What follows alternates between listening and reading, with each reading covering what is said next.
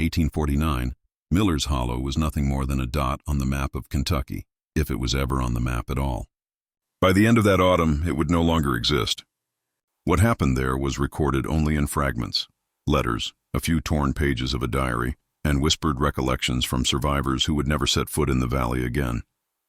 They all pointed to the same thing: a quiet girl, a growing shadow of crows, and a village that ignored the warnings until it was too late. October 2nd, 1849. Kentucky Miller's Hollow was the kind of place where time moved slowly. 40-odd families lived in log houses and farm cabins scattered across the valley floor. The people rose with the dawn, worked their fields, and gathered on Sundays at the clapboard church that stood at the village's center. Neighbors traded bread, milk, and gossip with the same ease. A broken fence or a failed harvest wasn't just one family's burden. It was the whole community's. That unity was their strength, and also the reason fear spread so easily when something broke the ordinary rhythm of life. Her name was Clara Hemsworth. She was 12 years old, the daughter of Elijah Hemsworth, a blacksmith whose forge glowed late into the night. Clara's mother had died giving birth, and her father raised her with a mixture of stern silence and overprotective care. She was pale, rail-thin, with dark hair that fell in tangles across her shoulders. She didn't speak much to anyone except her father. Children her age played in the creek, made rag dolls, and chased after dogs. Clara spent her hours wandering the fields, her hands clutching scraps of bread or corn. She wasn't alone for long. That's where the crows came in. At first it seemed harmless. A single crow fluttered near her as she knelt in the grass. Then a few more. Soon there were dozens, according to Mary Whitlock, a neighbor who kept a written account of village life. Clara could stand motionless for hours while the birds surrounded her. It was as though they knew her, Mary later wrote. They perched upon her shoulders and pecked gently at her palms as though asking for more. I saw her smile at them, but never at people. Within days, the sightings became common. Clara walking through the cornfield with a dark cloud of wings overhead. Clara sitting by the well while crows circled the rooftops. Clara leaving scraps behind the meeting barn, followed by a chorus of caws. At first, the villagers laughed. Strange child, they said. Better to feed birds than starve them. But laughter soon turned into unease. Farmers began to complain that their fields were restless. Chickens refused to leave their coops. Horses shied at shadows. One farmer, Thomas Yates, told others in the tavern, "Birds follow her like dogs." "Ain't natural and it ain't right," the tavern crowd muttered into their mugs. Someone mentioned witchcraft, though nobody dared say it too loudly. That word carried weight in those days, even in America, where old country superstitions still held sway. The Reverend Caldwell, pastor of the small church, addressed the concerns on October 14th during service. "Children are innocent," he said from the pulpit. "A bird is God's creature as much as a lamb or a sparrow. Do not give in to fear. Fear is the devil's whisper." The congregation nodded, but afterward several people noticed that Caldwell avoided looking directly at Clara, who sat alone in the back pew. Some swore the stained glass light hit her face just so, making her eyes shine dark as onyx. October 19th, 1849. The unease turned to alarm when Thomas Yates discovered his tobacco fields destroyed. The leaves were shredded, scattered in heaps across the soil. Black feathers littered the ground. Not a single usable crop remained. Thomas swore he had heard the sound of wings in the night, the sky itself moving, he said. By morning, the crows were everywhere. Villagers woke to find their rooftops lined with birds. The fences, the church steeple, even the wheel of the mill were black with them. Their cries filled the valley like the toll of bells, endless and suffocating. That night, shutters rattled with the scrape of claws. Some swore they heard faint tapping, like knuckles against wood. Still, Clara went on feeding them.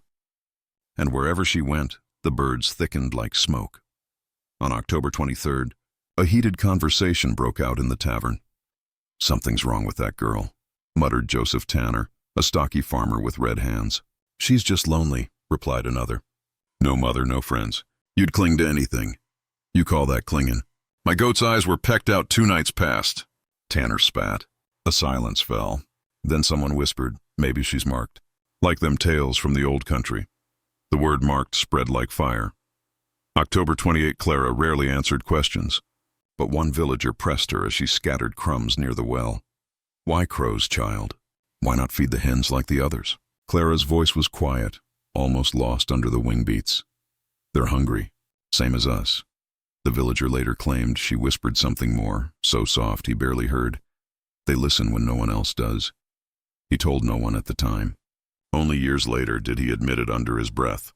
October 31st, 1849, Halloween was not yet widely celebrated in Miller's Hollow. But the night carried a weight of its own. The sky was heavy with clouds, the air damp with the promise of rain. By dusk, the crows returned in greater numbers than ever. They lined every fence, every rooftop. They perched on the church's windowsills, peering inside where villagers gathered for evening prayer. Reverend Caldwell's voice shook as he read from Psalm 91, "Thou shalt not be afraid for the terror by night, nor for the arrow that flieth by day." A loud crack interrupted him. One of the stained glass panes splintered as a crow struck it from outside. The glass held, but a feather drifted down into the aisle. Then another. Witnesses claimed that Clara, seated in the last pew, was smiling faintly. November 1st, 1849, dawn broke silent. Too silent. When the villagers stepped outside, they found the ground carpeted in black feathers. Roofs sagged under their weight. The well, the mill, even the graveyard fence, all draped in them. The air smelled of rot. In the village square, nailed to the wooden post where announcements were usually hung, was the body of a crow. Its wings were spread wide, crucified with iron nails from Elijah Hemsworth's forge. Its belly was split open, entrails dangling. Beneath it, carved deep into the post with a blacksmith's blade, were 4 words, "She feeds us still." By November of 1849, the air in Miller's Hollow had changed. What began as whispers of unease after a girl's strange fascination with crows was becoming something darker, more deliberate. People swore the crows weren't just watching anymore. They were listening. The morning of November 3rd, 1849, began with a strange stillness. Farmers in Miller's Hollow noticed their fields were stripped bare of corn overnight. Not a stalk remained standing. Instead, scattered feathers littered the soil, as though a storm of wings had swept through and carried the crop away. "Crows can't do this," Farmer Ezekiel Briggs muttered, kneeling in the dirt. His neighbors gathered, murmuring their agreement. What crow could strip acres of corn in hours? That evening, the town's blacksmith reported another oddity. Horses refused to leave their stalls. They kicked, screamed, and foamed at the mouth when led outside. Every time their eyes drifted upward to the trees, they reared back as if seeing something invisible. The villagers began locking their doors earlier, setting candles in windows to chase away the shadows. They claimed the nights felt heavier, as though the sky itself pressed down on the village. On November 6th, a hunter claimed to have seen the girl again. Alone, barefoot, and pale as bone, she stood in the cornfield at dusk. A dozen crows circled above her, swooping low as if obeying her invisible commands. She lifted her hands, the hunter later testified, and the birds. They landed, not just on her arms or shoulders, but all over her body. They clung to her hair, her dress, her back, and she didn't flinch. It was like she was part of them. When the hunter raised his musket, the girl turned and smiled. Not a warm smile, a knowing one. He swore her lips moved, whispering something he couldn't hear, but the crows suddenly shrieked and scattered. By the time he blinked, she was gone. The hunter never stepped into those fields again. By mid-November, families began to lose more than crops. Tools vanished from sheds. Freshly baked bread was found ripped open on doorsteps, and chickens, goats, even dogs were disappearing in the night. Every time something went missing, feathers were found near the homes. Black, glossy, sometimes stuck to windows as if pressed there by a hand. Children whispered that the girl was feeding the crows with the stolen food and animals. Adults hushed them, but in private, they began to believe the same. On November 17th, tragedy struck. A boy named Caleb Mercer, only 7 years old, was found dead near the river. His body bore no wounds, no sign of drowning. The doctor shook his head and muttered one word: drained. At the funeral, as villagers lowered the coffin into the earth, a thunder of wings descended. Hundreds of crows filled the sky, blotting out the sun. They perched on rooftops, gravestones, and branches, their collective weight bending trees. The preacher's voice trembled as he tried to continue.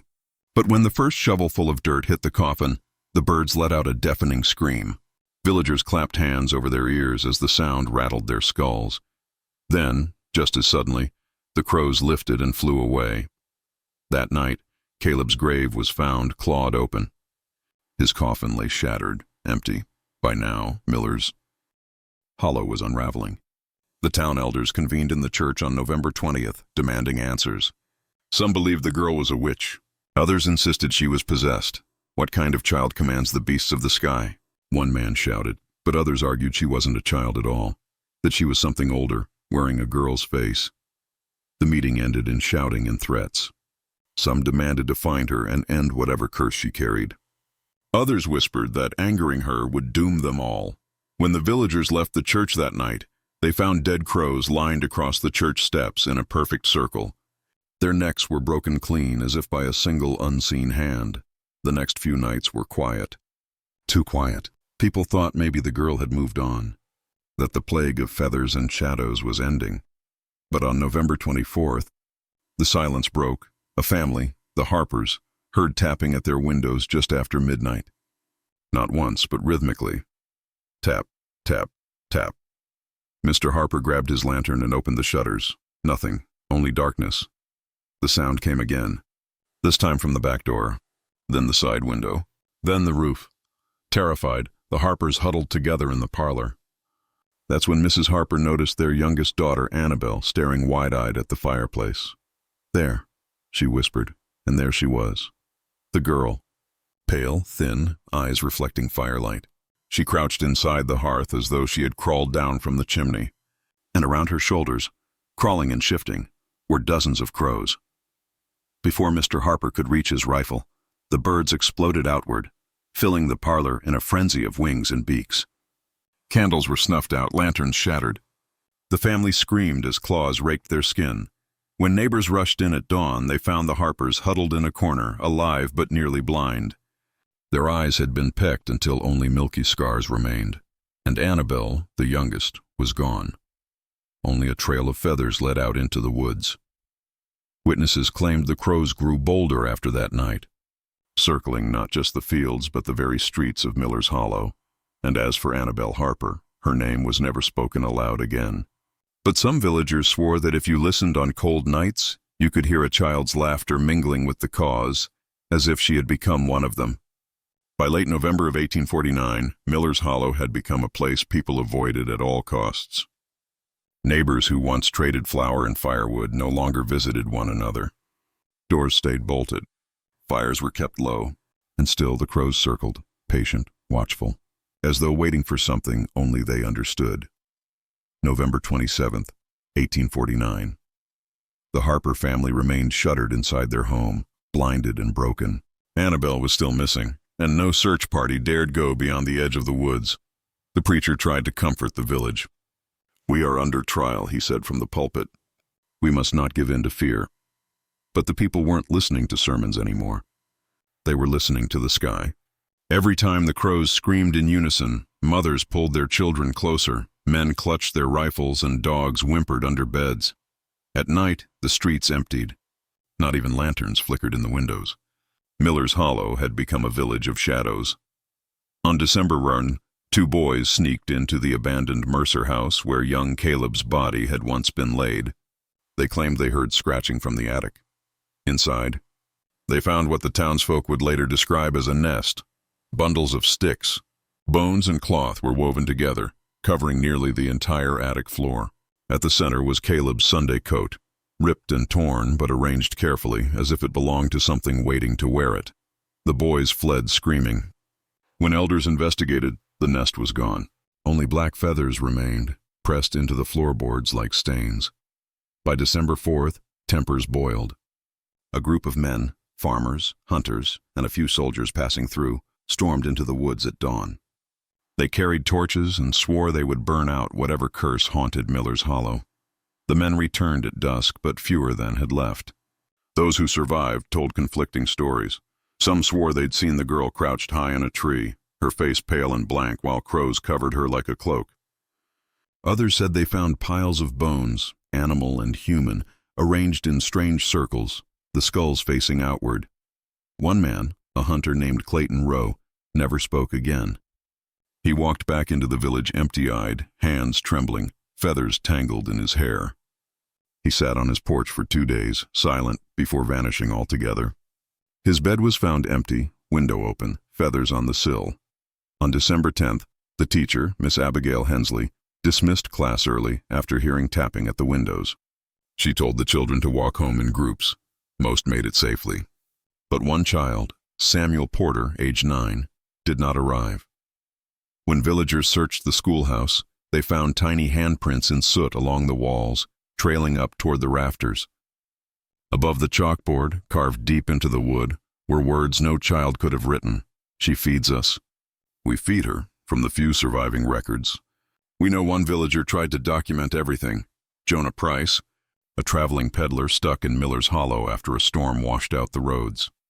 In his journal dated December 12, 1849, he wrote, "The crows do not scatter when I approach. They part for me, as though led by some unseen command. I passed the well today and saw a ring of feathers around it. When I leaned over, the water below rippled, not with wind, but with wings." Jonah vanished days later. His journal was found on the church steps, soaked through with blood that was not his own, December 18th. A group of villagers discovered an old cemetery on the edge of the woods, one even the elders had forgotten.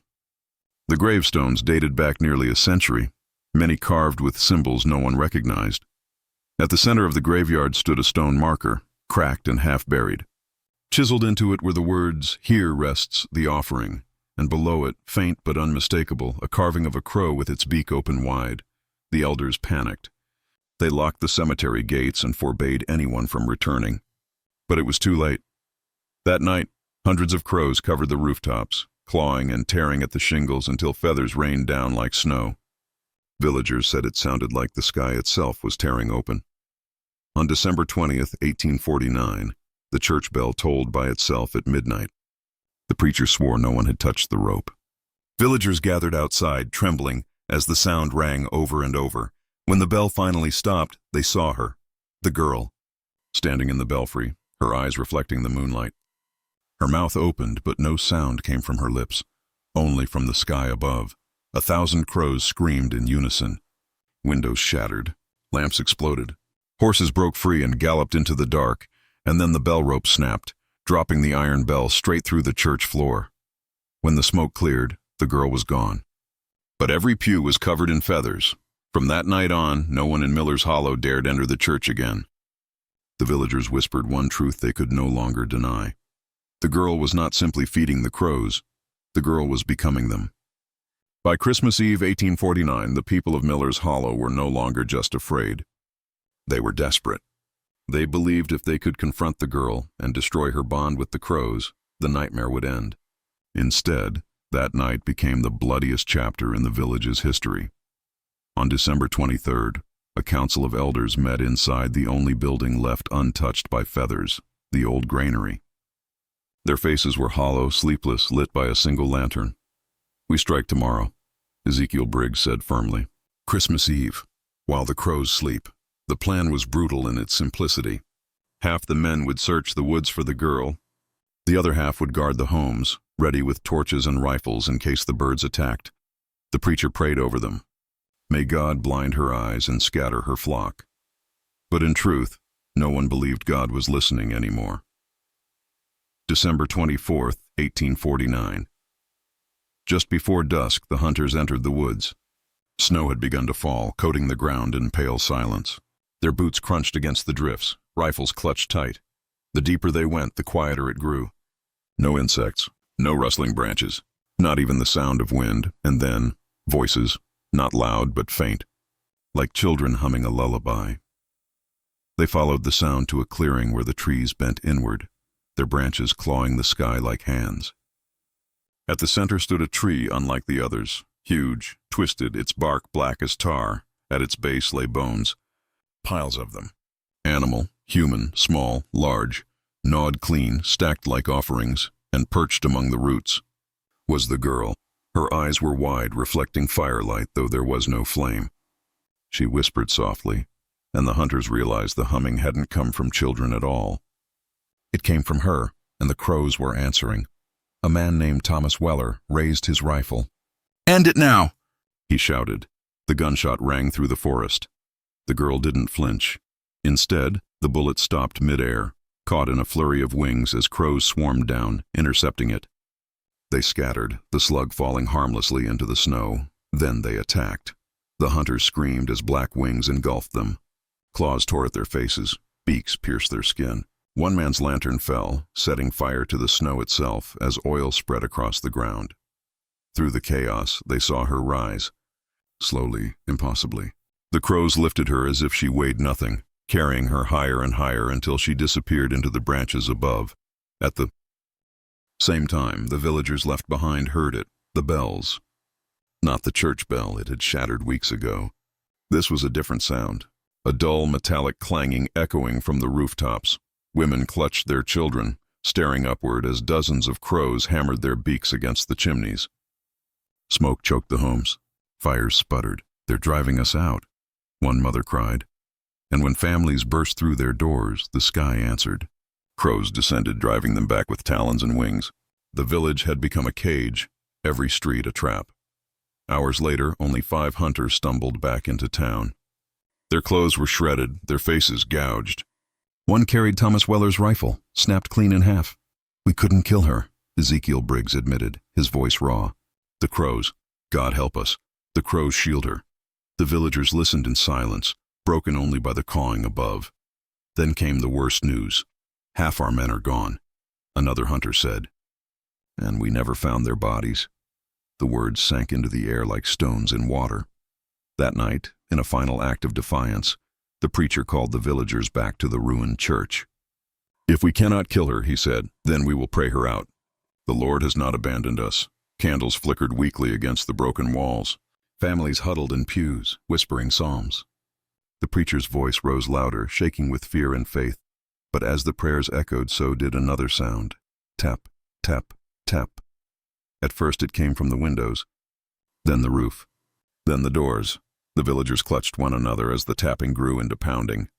Hundreds of claws raking against the wood, hundreds of wings beating in unison. The church shook as if gripped by a storm. Feathers rained down from the rafters, and then silence. The villagers dared to breathe, until they heard it, her voice, from the pulpit. She was standing there, pale and thin, her dress torn, her feet bare against the stone. No one saw her enter. The preacher dropped his Bible. "You're not welcome here," he whispered. The girl tilted her head. Behind her, crows poured in through the broken windows, filling the church like a tide. She raised her hand. The birds froze in place as if waiting for her command. Then she smiled. The candles snuffed out. Screams filled the dark. When morning came, the church stood silent. Windows shattered, doors splintered, pews overturned. Every candle had burned down to wax pools. Every Bible was torn to shreds, and every villager inside was gone. Only feathers remained. By the final days of 1849, Miller's Hollow was no longer a village. It was a graveyard waiting to be sealed. The people believed the girl was only a curse to be destroyed. But the truth was older and far more terrible. She wasn't haunting Miller's Hollow. She was fulfilling it. Only a handful remained after the massacre at the church. Families boarded their windows, too afraid to step outside. The sound of wings never stopped. Ezekiel Briggs, one of the last elders, wrote in his journal on December 28th, "We are prey within our own homes. I see feathers fall through the cracks of the roof, as though the sky itself is molting upon us. I hear the children whispering of Annabelle, the Harper girl. They say she comes to them in dreams. She says she is safe now, that we all will be. The crows did not just kill anymore. They watched. They waited. On December 29th, the few remaining men gathered courage to return to the hidden cemetery, hoping to destroy the strange headstone marked, 'Here rests the offering.' They carried picks and shovels. The ground was frozen, but they struck anyway, cursing the stone, screaming prayers. The moment the first crack split the marker, the earth shook. Bones burst through the soil, not skeletons intact, but fragments, thousands of them. They rose into the air as though carried by invisible strings, spiraling upward like a storm. From the treetops came the girl, carried by her crows. She landed softly beside the broken stone, her bare feet sinking into the snow. "You've broken it," she whispered. The men fled. Only one, a young farmhand named Jacob Turner, stayed long enough to see what happened next. The bones rained down, covering the stone, rebuilding the nest that had been hidden there for centuries. And in the nest, something began to stir. Jacob ran back to the village, breathless. He burst into Ezekiel's home where the preacher lay shivering, fevered from fear. "They weren't keeping her out," Jacob stammered. "That stone, it was keeping her in." The preacher's face drained of color. "She is the offering," he whispered. "Not to us. To them." He gestured weakly toward the window, where crows pressed their beaks against the glass. "The village was built on this ground to keep her bound. We broke it. We fed her." December 31st, 1849. Snow blanketed Miller's Hollow, but the village no longer looked white. The rooftops, streets, and trees were black with crows. Their weight bent fences and broke branches. Their eyes glowed in the lamplight like burning coals. Inside their homes, survivors clutched knives, pitchforks, anything sharp. Some prayed, others wept. At midnight, the crows lifted all at once. The sound was deafening, like 1,000 sails tearing in the wind. And then, silence, until they came crashing down again, breaking through roofs, clawing through doors, smashing glass. Families screamed as they were pulled into the streets, dragged not by wings alone, but by hands. The girl walked among them, her thin figure impossible against the storm, but she was no longer alone. Behind her, walking step by step, were children. Dozens of them. Annabelle Harper among them, Caleb Mercer, Samuel Porter. Their eyes were black as tar, their mouths open in silent cause. Ezekiel Briggs stumbled into the square, torch in hand. His face was streaked with tears and blood. "Take me then," he shouted. "Take me, but leave them." The girl stopped. She tilted her head, watching him. Then she smiled. "You already gave them to me." The torch flickered. Wind roared, and the crows descended. When they lifted again, Ezekiel was gone. Only his journal remained, fluttering in the snow. By dawn on January 1st, 1850, Miller's Hollow was silent. Every house stood empty. Doors swung open. Fires had burned out. Travelers passing through days later found no trace of the villagers. Only feathers. Piles of them, knee-deep in the streets, and bones. Thousands of tiny bones stacked neatly in the square like an altar. The journal of Ezekiel Briggs provided the only explanation. "We thought she cursed us, but we were her purpose. We were the feast. We were the bones that built her kingdom." No official record remains of Miller's Hollow after 1850. The town was struck from maps, its land reclaimed by forest. But hunters in Kentucky still tell the story of a girl in white who walks the fields at dusk. Her hair tangled with feathers, and if you hear crows gathering in, silence, never look up, because she is still feeding. The first days after the crows had stripped the village bare were spoken of in whispers among the neighboring settlements. No one dared go near the ruins of Ashbourne, and yet rumors spread as swiftly as the flocks themselves. Merchants traveling through Kentucky told of a cursed valley where black wings blotted out the sun, and where the earth itself was slick with feathers and blood. But the truth, what became of the survivors, was known only to a handful. Mary, the girl who had fed the crows, staggered through the empty lanes of her once living village. Her bare feet sank into mud clotted with beaks and shards of bone. Every home she passed was gutted, windows shattered, roofs caved in, doors torn from their hinges as if by claws larger than human hands, and everywhere she looked, the dead. Her mother's body lay at the well, arms outstretched as though she had been reaching for water in her final moments. Her brother's small shoes were scattered by the churchyard, though no body remained inside them. Only bones. The horror had been complete, yet Mary herself was untouched. Not a scratch marked her pale skin, though the crows had torn apart everyone else. She walked beneath their circling wings like some chosen figure, trembling but alive. On the outskirts of the village, a handful of survivors had managed to escape the massacre. Old men, a widow with 2 children, and the blacksmith's apprentice. They stood in shock as Mary approached. None spoke to her. They only stared, because the crows did not attack her. Instead, the birds landed upon her shoulders, her arms, even upon her head. She moved among them like a shepherd among sheep. "Why her?" whispered the widow. She called them, spat the apprentice. She called them and they obeyed. Mary's lips parted, but no defense came. She could not deny it. The crows had come to her, night after night, feeding upon the scraps she left by the edge of the field. They had looked upon her with intelligence. They had waited. Had she truly summoned this destruction? Or had she simply been chosen as their vessel? The survivors fled the valley that night. Some left Kentucky entirely. Others spread tales to warn strangers. Do not wander where the crows gather thickest. Do not trust the girl who feeds them. But Mary did not leave. In the days that followed, she remained among the ruins, walking barefoot across the bone-littered ground.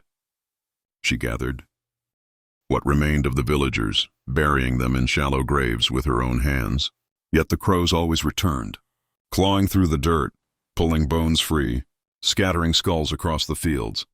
It was as though the earth itself rejected the dead of Ashbourne, and through it all, the birds never harmed Mary. They circled above her head like a crown of black feathers. Weeks later, travelers passing near the valley spoke of seeing smoke rising again. A lone figure moved among the skeletal ruins. At night they heard a girl's voice singing, a thin, broken song that seemed to summon the flocks from miles away. They said the crows had grown bold in their hunger. Whole fields of corn were stripped bare in hours. Livestock vanished from barns, their carcasses left hollow. Children disappeared from neighboring farms, their bones found weeks later in tangled nests high in the trees. The people whispered one name only, Mary. In 1850, a year after Ashbourne's fall, a traveling priest made the mistake of entering the valley. His journal was found days later, pages smeared with ink and blood. His final entry read, "The girl is no longer human. She walks barefoot in feathers, her eyes black as obsidian, her voice not her own, but the voice of the flock. I watched the crows descend at her call, and they did not eat her. They bowed. I believe she is their queen now. The village is gone, buried beneath wings and bones. Ashbourne is no longer of this earth, it belongs to the crows." Ashbourne was never resettled. To this day, that valley in Kentucky remains abandoned. Locals warn travelers not to enter, especially at dusk when the sky grows heavy with black shapes. They say if you stand still long enough, you will hear it. A soft, trembling voice carried on the wind, singing to the crows. And if you see her, a pale girl walking barefoot among the ruins, do not meet her eyes. Do not linger, because she is still feeding them, and they are still hungry. The end.